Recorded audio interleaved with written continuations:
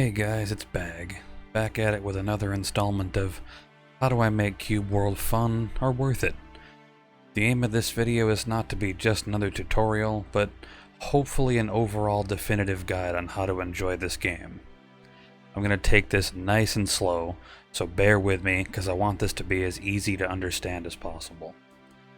The first thing I want to talk about is the download link that's going to be in the description.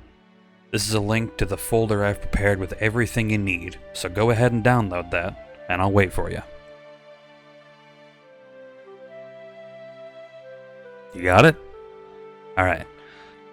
So, as soon as you download that, you're going to want to drag it from wherever it pops up on your screen, and plop it onto your desktop. Then you're going to want to right-click it, and extract all, and that's it. You'll just have this folder here.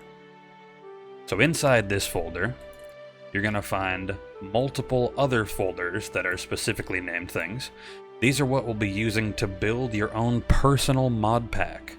We've got three types of files to work with. We've got .dlls, .cwmod files, and .fip files.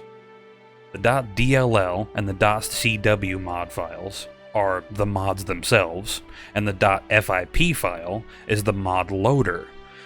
Now that we know what we're working with, we can navigate to our Cube World folder.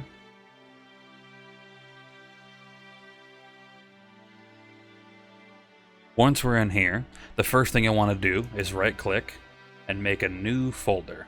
Then you're going to name that folder Mods. This is where all the .dll files and .cwmod files will go. Back in the group of folders over here, we're going to open up modloader v7, and here is where the .fip file is. We can either just drag it over into here, or if you want to keep this, you can just right-click, copy, and then right-click, paste, and it'll go right in here. Now we can fill up our mods folder with all the mods that we've got in here. The mods are going to be in the Fixes folder and the Optional Gameplay Changes folder. Every single mod in these works with the version 7 mod loader, so if your game's already modded, it'd be wise to start from scratch. That is up to you, but I highly recommend that you remove your other mod loaders and other mods if you're doing this. Both these folders have README text documents in them that describe what each of the mods do. With that knowledge, we can now begin copying or dragging mods of our choice into the mods folder, and that's basically it. As you can see, I've already got some mods over here that I like to play with. When you load your game up, you should be prompted to load the game with mods. Then, once you hit yes, a list will pop up showing the mods you've loaded. Congrats! You modded your game. If you want to see a little bit of what each mod does, I'll be doing that right now. So switching gears here, we'll be doing a rapid-fire mod showcase, but again, all this info is in the README files. If you just want to not watch this part, that's totally fine. This is just going to be a quick little showcase of all the mods that I have. Starting with the first folder, we have the Fixes here, which, as the name implies, has mods in it that fix issues that the base game still has. There's not going to be any massive changes or core gameplay loop changes, so I'd recommend all of these regardless of what kind of playthrough you're going for. The ChatMod by ChrisMiuchiz makes the text chat in the game actually work during multiplayer. You could always type, but your friends wouldn't actually be able to see what you were saying. The LichModsCubePatch by Lich Group patches the artifact boost for gliding and riding. If you're unaware, the base game only has two working artifacts, which is sailing speed and lamp radius. Every other artifact in the base game, it doesn't matter how many you collect, you get nothing from them.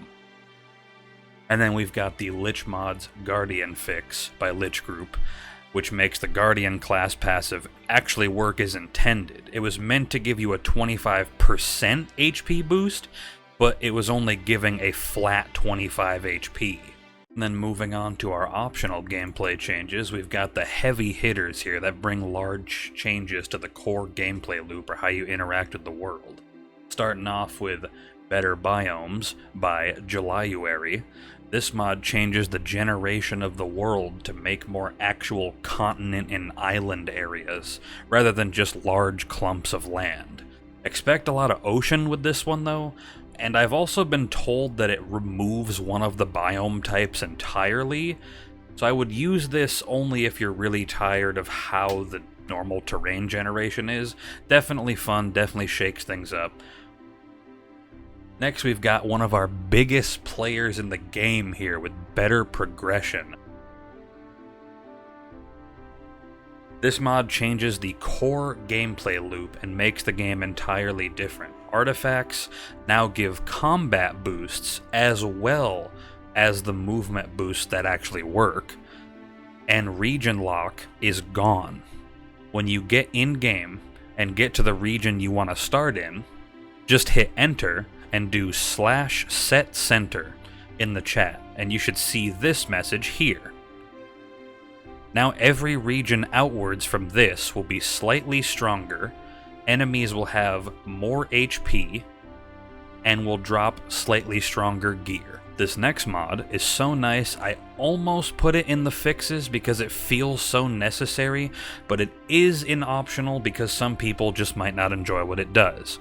This is the BrightNight mod by Frognick. The goal of this mod is to make the game playable at nighttime. Instead of pitch black like this,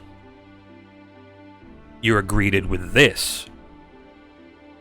As you know, the later it gets in Cube World, the darker it becomes, but this mod prevents the world from getting any darker than 2040 on the in-game clock.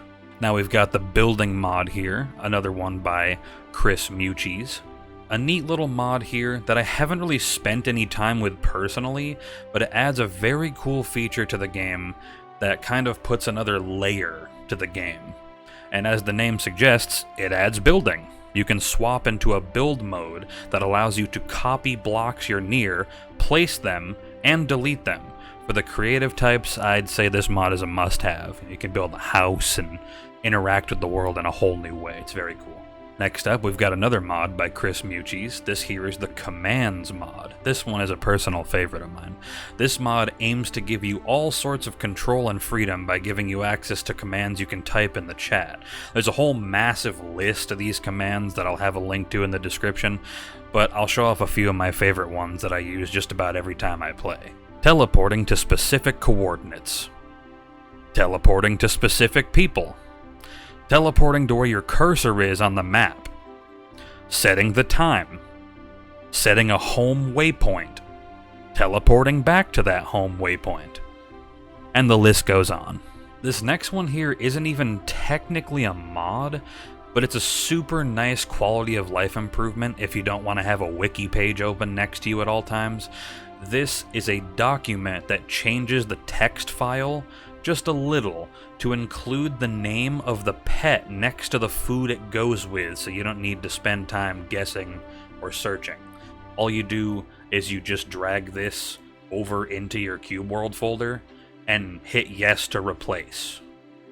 All that does is replace the text in the game with that little bit of information. Another one of our big core gameplay changers here is LichModsCubeGression by the Lich Group.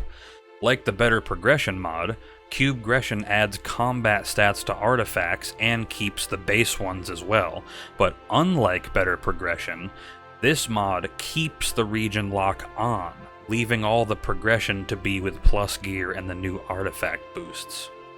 LichModsCubeTravel by Lich Group allows you to always have access to the glider, the reins, and the boat right from the start of the game. You can collect them still in all regions, but it doesn't do anything extra. This is just if you want to immediately have access to moving faster. Personally, not one I use, but optional. Yet another pretty big mod that'll change things up is LichModsMonkClass. This adds an entirely new class to the game, the Monk, a melee-based class that actually cannot wield any weapons, but can wear all types of armor, and you gain damage based off of your max HP. Your normal attacks will be fast punches, with a right-click kick for your stun potential. Your shift ability allows you to spend mana to sprint and leave a trail of fire that ticks away at enemy HP. And your ultimate ability, or your R ability, is an instant full heal with a 40-second cooldown. If this ability isn't on cooldown when you die, you can actually use it to revive yourself. And a little showcase of the armor, as you can see here, since the game doesn't know what class you are, you actually get a little roulette wheel during certain instances to kind of just pick up whatever kind of armor you want from the ground. Moving on to our last two mods here, we've got LichModsPvP by Lich Group. This mod allows you and friends to enable PvP in-game by going into the chat and typing /PvP and challenging each other to duels with /challenge. This is another mod that I don't use much myself, because I'm not one for PvP in games where it's not immediately required. Ending this list off, we have the last big gameplay loop changer, the WeaponXP mod by Frognik. This mod gives every weapon its own XP bar based off of how rare it is. White or 1-star items start at level 0 and gain XP for each successful damaging hit against an enemy. When it gains 5 levels worth of XP, it will level up and go to the next rarity or color. So white will turn to green, green will turn to blue, and so on. Leveling beyond a 5-star, which is legendary, leveling beyond the legendary, will make it a mystic tier item. I don't know if that's actually what they call it, but that's what I'm going with here. If you pick up a higher rarity weapon, then it will be at the level that it takes to get to that normally. So if you pick up a blue item off the ground, it will instantly be at blue level experience, so you can start leveling it to purple immediately. There are a lot of quirky issues with the mod, and I'd recommend using it only if you're open to learning and accepting those issues, but if you do, it can be a lot of fun. Now we can move on to the thing everyone's probably said already, and that is, what's the pre-made folder? What is it? Well, calm down, alright? I'm getting to it. As you can see, there are 2 other folders in here. One of them is the mod pack that I personally use, so if you want to play how I do, on stream, twitch.tv/thebagel3 by the way, or even with me on my journey to level 100, because I am doing a journey to level 100, then just yeet everything in this folder into your mods folder. The other folder might seem a little familiar to you if you've ever played old school RuneScape. This is another mod pack that I threw together, but the mods are not the main point of this. This is meant to be played as an entirely new game mode. This is Iron Man mode, a self-imposed set of rules that is meant to extend the base gameplay loop by a lot, and puts all of the work onto the player while encouraging exploration. This set of rules is explained in the README file, but I'll give you a brief overview here as well. The rules are as follows. All gear used by you must be crafted by you. You can pick up other gear and drops, but only to sell them. The only shops you may access are the general store and the inn, just to sell things and to sleep. If you want to be hardcore about it, you can even just sleep in beds for the time speed up instead of using the inn. No speaking to villagers or wandering friendlies. All special items and areas must be found strictly through exploration and use of the map.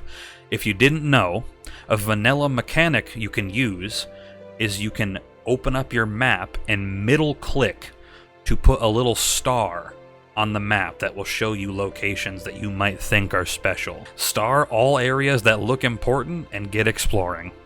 And last we have traveling gnomes can be used for rare gems, since your money will eventually pile up with not a lot of use, and they have a limited stock per day. But try your best to search for ore veins instead. Gnomes are meant to be a backup. Get out into them caves and find yourself some rare gems. Trust me, it's satisfying as heck to find some diamonds or any of the rare gems when you've been stuck at white rarity gear for several hours. Alright, and that is it. Hopefully I got all of that out in a coherent manner and you guys were able to understand how to do all that. If not, tell me in the comments how much I suck. So that's it. Thanks for watching, and I'll see you guys on Twitch, and hopefully you'll install some of these mods and play the game and have a lot of fun. I didn't script this outro, so have a good one. I love you. Make sure you're drinking water.